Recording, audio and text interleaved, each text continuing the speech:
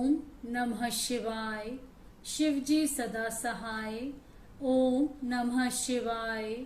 गुरुजी सदा सहाय।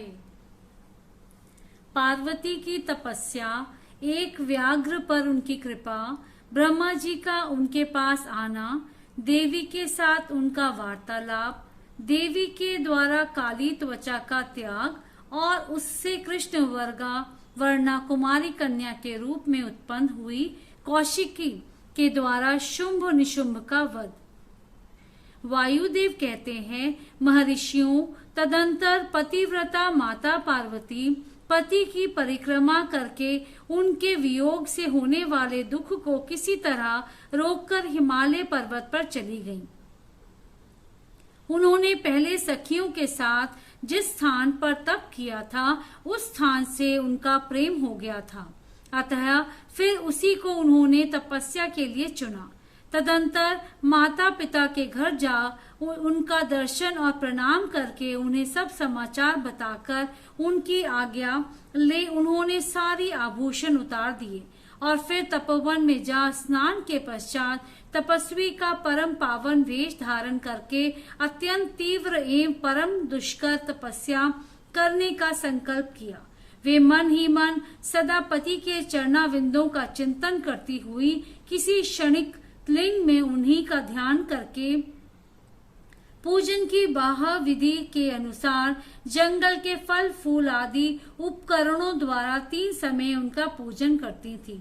भगवान शंकर ही ब्रह्मा का रूप धारण करके मेरी तपस्या का फल मुझे देंगे, ऐसा दृढ़ विश्वास करके वे प्रतिदिन तपस्या में लगी रहती थी। इस तरह तपस्या करते करते जब बहुत समय बीत गया, तब एक दिन उनके पास कोई बहुत बड़ा व्याघ्र देखा गया। वह दुष्ट भाव से वहां आया था। पार्वती के निकट आते ही उस दुरात्मा का शरीर जड़वत हो गया। वह उनके समीप चित्र लिखित सा दिखाई देने लगा। दुष्ट भाव से पास आए हुए उस व्याघ्र को देखकर भी देवी पार्वती साधारण नारी की भांति स्वभाव से विचलित नहीं हुई। उस व्याघ्र ने सारे अंग अकड़ गए थे। वह भूख से अत्यंत पीड़ित हो रहा था और यह सोचकर कि यही मेरा भोजन है, निरंतर देवी की ओर ही देख रहा था। देवी के सामने खड़ा खड़ा वह उनकी उपासना सी करने लगा। इधर देवी के हृदय में सदा यही भाव आता था कि यह व्याघ्र मेरा ही उपासक है, दुष्ट वन जंतुओं से मेरी रक्षा करने वाला है। यह सोचकर वे उस पर कृपा करने लगी। उन्हीं की कृपा से उसके 3 प्रकार के मल तत्काल नष्ट हो गए। फिर तो उस व्याघ्र को सहसा देवी के स्वरूप का बोध हुआ। उसकी भूख मिट गई और उसके अंग की जड़ता भी दूर हो गई। साथ ही उसकी जन्म सिद्ध दुष्टता नष्ट हो गई और उसे निरंतर तृप्ति बनी रहने लगी। उस समय उत्कृष्ट रूप से अपनी कृतार्थता का अनुभव करके वह तत्काल भक्त हो गया और उस परमेश्वरी की सेवा करने लगा।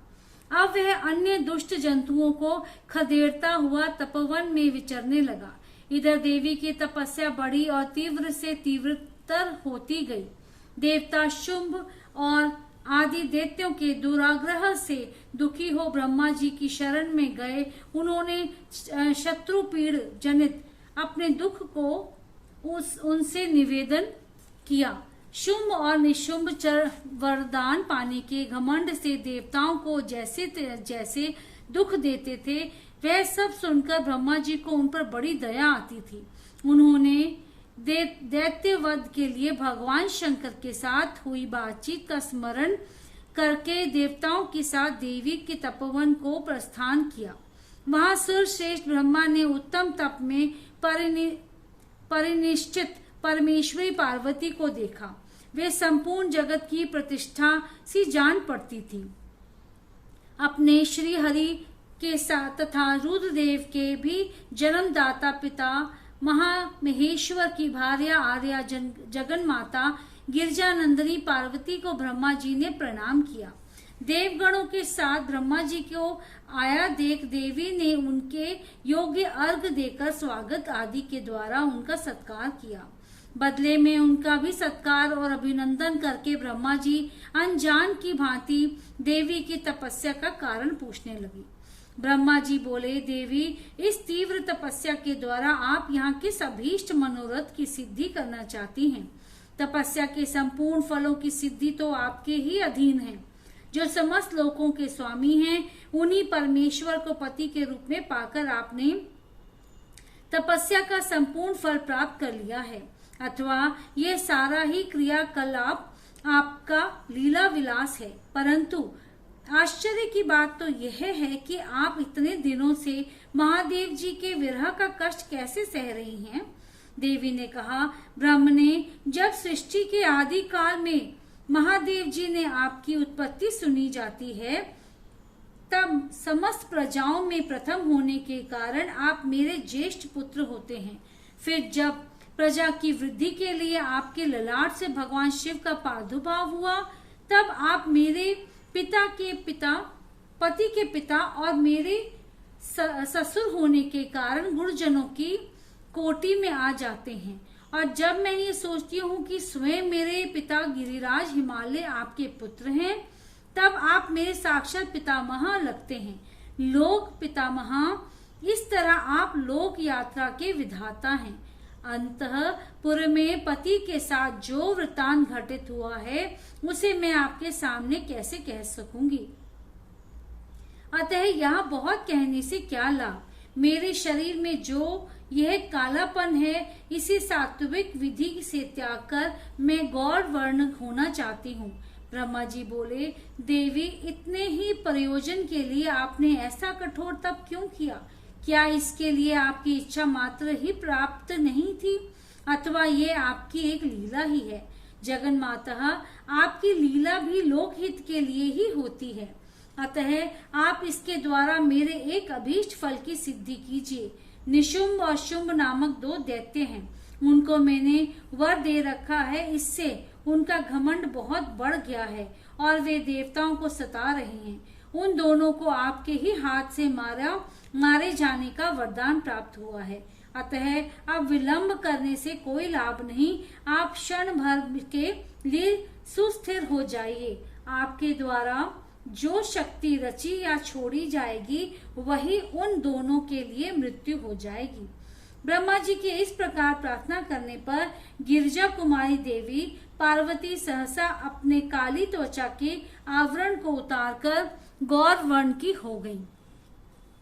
त्वचा कोश रूप से त्यागी गई। जो उनकी शक्ति थी, उनका नाम कौशिकी हुआ। वे काले मेघ के समान कांति वाली कृष्ण वर्णा कन्या हो गई। देवी की वह मायामयी शक्ति ही योगनिद्र और वैष्णवी कहलाती है। उसके 8 बड़ी बड़ी भुजाएं थी। उसने उन हाथों में शंख, चक्र और त्रिशूल आदि आयुध धारण कर रखे थे। उस देवी के 3 रूप हैं, सौम्य, घोर और मिश्र। वह तीनों नेत्रों से युक्त थी। उसने मस्तक पर अर्धचंद्र का मुकुट धारण कर रखा था। उसे पुरुष का स्पर्श तथा रति का योग नहीं प्राप्त था और वह अत्यंत सुंदरी थी। देवी ने अपनी इस सनातन शक्ति को ब्रह्मा जी के हाथ में दे दिया। वही दैत्य प्रवर शुंभ और निशुंभ का वध करने वाली हुई। उस समय प्रसन्न हुई ब्रह्मा जी ने उस पराशक्ति को सवारी के लिए एक प्रबल सिंह प्रदान किया, जो उनके साथ ही आया था। उस देवी के रहने के लिए ब्रह्मा जी ने विंध्यागिरी पर वास स्थान दिया और वहां नाना प्रकार के उपचारों से उनका पूजन किया। विश्वकर्मा ब्रह्मा के द्वारा सम्मानित हुई वह शक्ति अपनी माता गौरी को और ब्रह्मा जी को क्रमश प्रणाम करके अपने ही अंगों से उत्पन्न और अपने ही समान शक्तिशालिनी बहुसंख्या